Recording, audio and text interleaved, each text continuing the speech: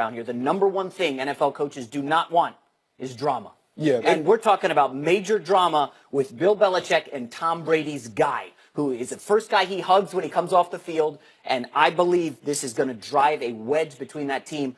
I think look out this weekend against Buffalo, and certainly in the playoffs, it's going to be a problem. Yeah, to answer the question, I don't think they're a lock to represent the AFC. I think they're the favorite. I don't think they're a lock. But more touching on that point with the guru or the caretaker, however you want to look at it. When it comes to outside sources or outside trainers or specialists, let's call them, and they start impeding on a conditioning coach, strength and conditioning coach territory, trainer's territory, that becomes problematic.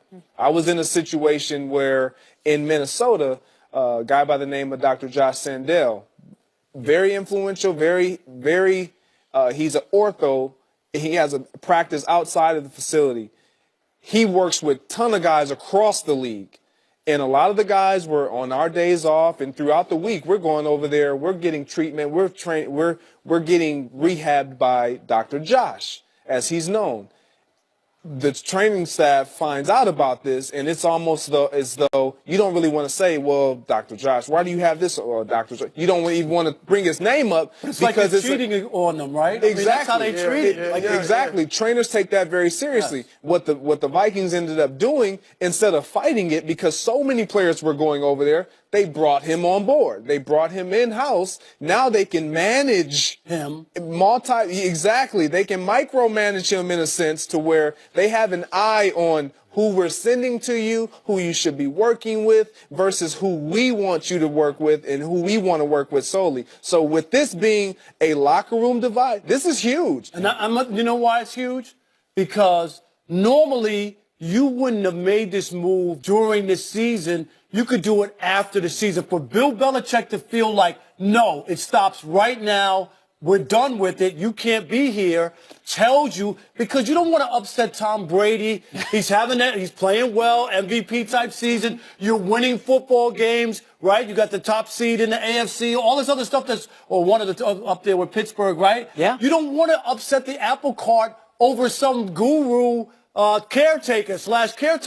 So for him to feel like he had to do something with this guy now during the season tells you it's a problem. Nah, I'm with you. I think this is big. Look, I do have the Patriots as a favorite. I think you totally understated how well Tom Brady's playing. He's gonna be the MVP. No, he's not. It's a weak year for MVP. By default, he's tied for second in the league in passer rating. 28 TDs, 7 interceptions. You act like Carson Wentz was falling apart. If Carson Wentz was still playing, would he be the MVP? No, Wentz would be the MVP, but he's the greatest quarterback of all time. He's had great seasons. Okay, he's not a top 5. Maybe it's his 6th or 7th, whatever, but that's good enough. But this is an issue.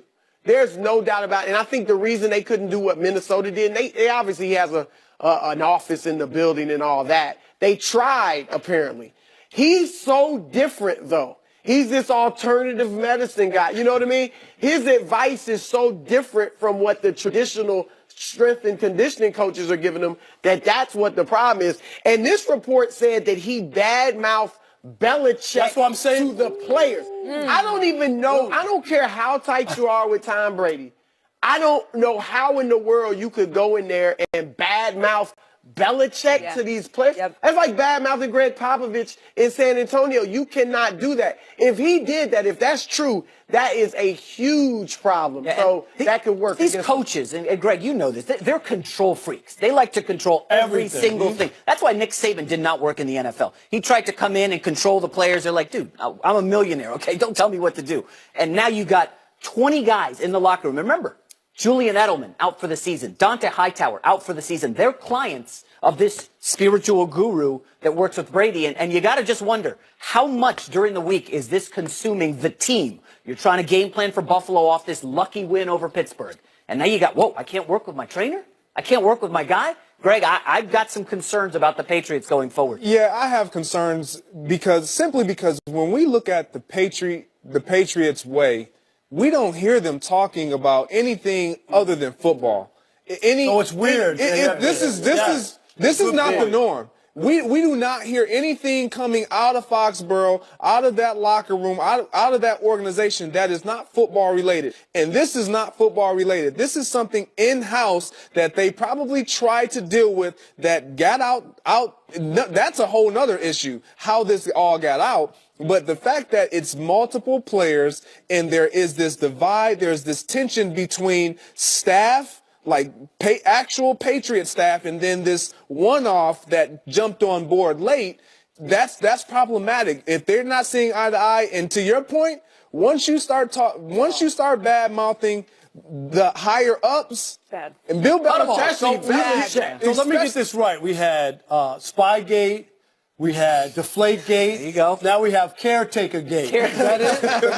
There's always something going on with Guru-gate. That's even better. Guru-gate. The interesting thing is this, and in light of our conversation earlier about Garoppolo, you could have, if this is really this bad, this could have been your way out of Brady. There you go. Yeah. You could have been like, look, I mean, he influenced half of the locker room with this guru. Some of the players were injured. It wasn't working for them like it worked for Brady. He was bad-mouthing Belichick. We had to move on. I don't know if he worked with Garoppolo or not, but that could have been your way out where you wouldn't have caught as much heat.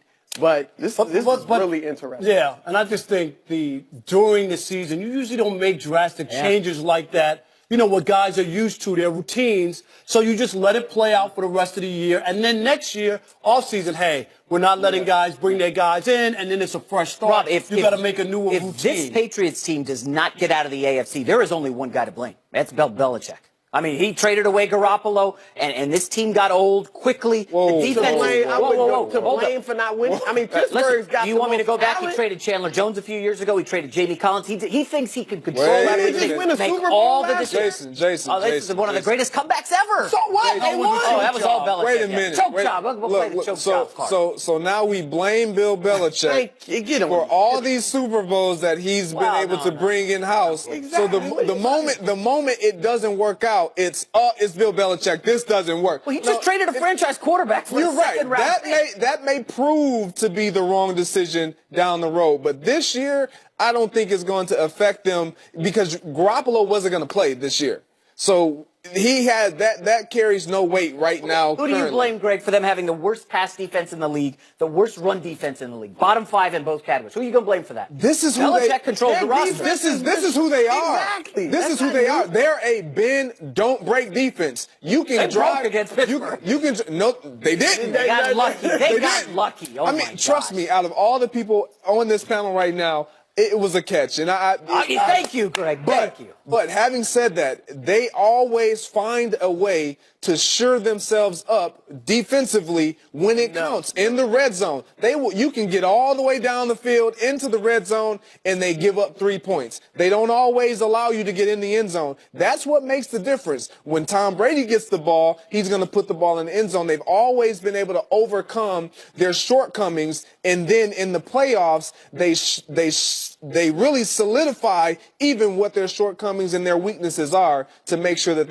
it gives them the better chance to win and be successful and bring that trophy back to Foxborough that Bill Belichick has continuously done time and time again, year after year after year. Would Bill Belichick get rid of the guru if he had the defensive signals of the other team? Rob, you love a good conspiracy theory, Rob. Yeah, I love that it. guy around. Probably. Are you tight with the guru or something? Yeah, we're friends, actually. Yeah, I got his visiting number. with I'm as close Belichick? with the guru as you are with LeVar Ball. As I I know is. you and LeVar Ball. We are have tight. his number because You I guys need to are get ball. his Christmas gift. Yeah, we'll get a spiritual guru thing going on. No, I do not. No idea. I was going to say, wow.